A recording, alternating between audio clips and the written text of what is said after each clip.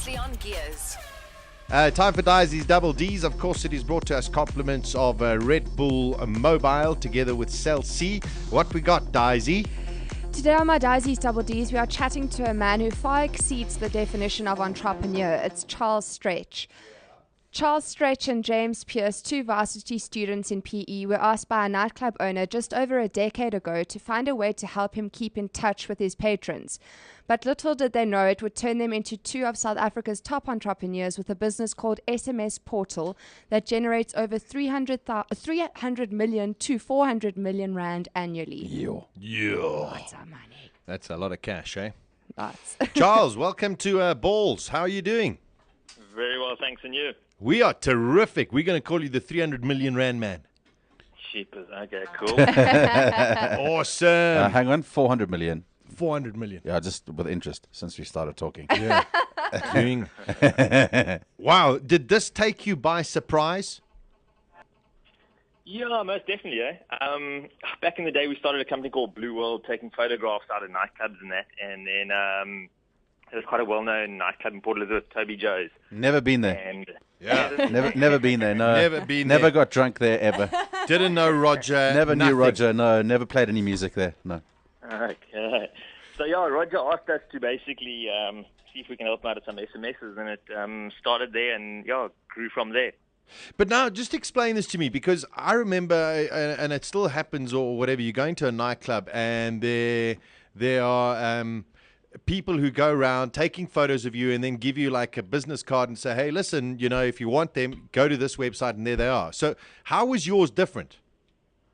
That's basically, I mean, and it wasn't really different to that. That's basically what it was. Yeah, I think we started about 13 years ago. It was probably the beginning of social media as it is today. Yeah. In a simple format when there was still dial-up and guys accessed internet for an hour a night and that. And, yeah, I mean, guys still go around doing that, I guess, and taking photos. Guys go have a look around online. So the Facebook and the likes around nowadays, I suppose, plays less of a role in the guys' lives. But, yeah, I mean, Blue World is pretty similar to what those guys do. Okay, and then how did it transform? How did all of a sudden it just sort of take on, and where did it go from there? So from there, the likes of Roger from Toby Joe's and a couple of other nightclub owners asked us to start SMSing their patrons and keeping them up to date with drink specials and when you guys went down there to play and that type of stuff. And from there, the corporates started getting involved. The Woolworths, the Edgars, they wanted to start sending out promotion messages, and then it evolved all the way to banking one-time PIN. So as soon as you make a banking transaction, the one-time PIN lands up on your handset. So yeah, it evolved quite a bit over the last 10 years. And yeah, I want to know. slowly, I guess. I want to know how how this business of yours has transformed further than that, because SMSs are a very costly way nowadays to get a message to an end user. With data transfer programs like WhatsApp, etc. Is that the future? Is that the way it's going to start going now? Yeah, I think, I mean, the trend in the world is you get person-to-person messaging, where the message that I send to you and to your handset, and that I think has already evolved and converted over to using WhatsApp, BBM, and the likes, where the application to pick a message, and that's from your bank sending your one-time PIN to the person's number.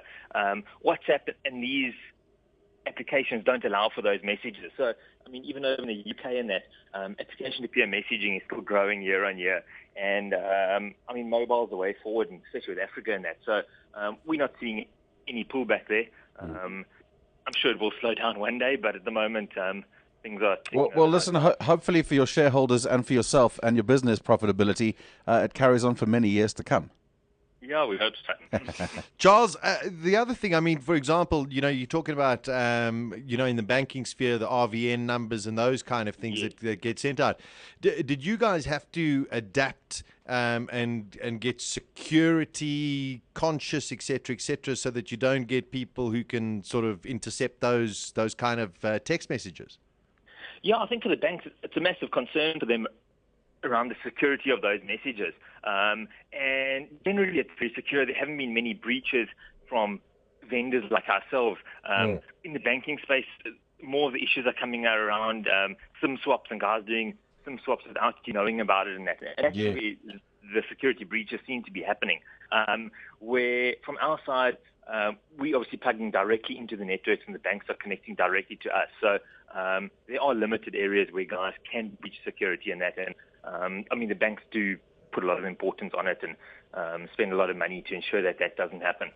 So I don't think it should be a big concern for the banking customers. I'm just fascinated that it started off by somebody saying, listen, create a bit of a database for us, make sure that the people get the information about our specials, to now that I assume you're the leader in the field of sort of tying up a very lucrative market. Yeah, no, most definitely. I mean, I think it's obviously thanks to the nightclubs in Port Elizabeth back in the day where we started off there. I mean, big thanks obviously goes to Roger Hilligan and the guys. And from there, I mean, the product has developed. It's changed a lot. We don't have any of our own databases. All the customers have their own databases. Yes. And so it has changed a whole lot over the years. But yeah, I mean, it really did start out nice and small and learned a lot of lessons and grew from there. It also just shows the intelligence of Port Elizabeth people, Oh, you had to get that in there, Disi, didn't you? Well done, Had to get that in there. I want to know, have you had any international interest? Yeah, I mean, we've got an operation over in Ireland and in UK. So, yeah, we do have quite a big international presence. Africa's very vibrant at the moment, and a lot of the South African retailers and banks are moving into Africa. So, naturally, we're moving into Africa with them. So, yeah, I mean, I'm going into Africa. There's no WhatsApp and BBM there just yet. So, yeah, lots of opportunities there for us. Geez, Africa must be like a gold mine waiting to be tapped into. It really must be huge. Yeah, definitely. I mean, I think most of the guys there have got handsets nowadays, and the networks, they're all fighting for licenses there, and they can see, I mean, there's a lot of money to be made there. So, yeah, once the networks are down and that, and similar companies to ours will move in, and I suppose we'll see a lot of changes in their mobile space as well. So, Charles, when you started out, I mean, you were obviously having a bit of fun by taking some photos, and you obviously got a business head on you that you saw the opportunity to post some pictures up, get some traffic onto a website, maybe get some ads to be seen, make a bit of money on the side, and so it grows and grows and grows. But I mean, what's your background? Have you studied a business degree, or are you just one of those entrepreneurs that make me jealous because you've done nothing in your life other than just have success with luck, Yeah, I studied at NMMU. I did BCom accounts. My business partner James Pierce, he runs our whole IT infrastructure and that, and he did the CIT. So he's extremely clever, and he's the brains behind the operation. He gets all the IT stuff working and that. Yeah. So, Brilliant. Yeah, I mean, he has a massive role in that side of things. Charles, where to from now? I mean, as you say, yes, you can expand. I mean, you're looking at you're already a little bit in Europe. You got the whole of Africa, but is there anywhere else that you guys are going to go with this platform, or are you developing new platforms? I think at the moment our key focus is still this platform. There's so many opportunities in Africa, and our retailers, we've got really good relationships with them and the banking institutions, and they're wanting us to go there with them. They're taking a lot of South African vendors with them into Africa and running their operations from South Africa and distribution and then partnering with the guys from South Africa in Africa. So there seem to be a lot of opportunities there. So that'll be the core focus for the next couple of years, and and then we'll see what happens after that. Charles, can I ask you about mobile ticketing? It's something that's fascinated me because it's never really taken off properly. But mobile vouchers, mobile ticketing, when I lived in the UK a few years ago, still to this day, they have daily newspapers which are handed out free, and in those newspapers are printed vouchers for if you tear that voucher out and you go to your local pizza place or whatever, you'll get a discount on a pizza, and it's widely used especially in the big cities like London. Yes. But now, what about electronic ticketing, vouchers, and for example, instead of having to buy a ticket to a Simple Minds concert, for example, you go online, you buy that ticket, and it gets sent to your phone. Is that something that you guys would look at doing? I don't know if it's something we'd look at doing specifically. I know Woolies and they're running mobile vouchers at the moment, so you send a PIN code and you go into a store and they can scan it and you get your voucher. So I'm sure the likes of CompuTicket and these guys could go down that road. I don't see why not. It would make sense, I guess, at the end of the day. I mean, less paper being used, less admin, you have to leave it behind. You're not going to leave your mobile phone at home and get to the concert without your tickets and that. So, Yeah. I reckon there are definitely opportunities there. Well, listen, when you take that business on, you can just send a thought my way. Yeah, no, I tell you, it sounds good. Charles, listen, it is such a wonderful story. Congratulations to you and your partner and everything else that you're doing, and may you grow from strength to strength and become another great South African iconic company in the world. Thanks very much, Charles. Thanks for the time. Thanks, Di. Thanks for everything.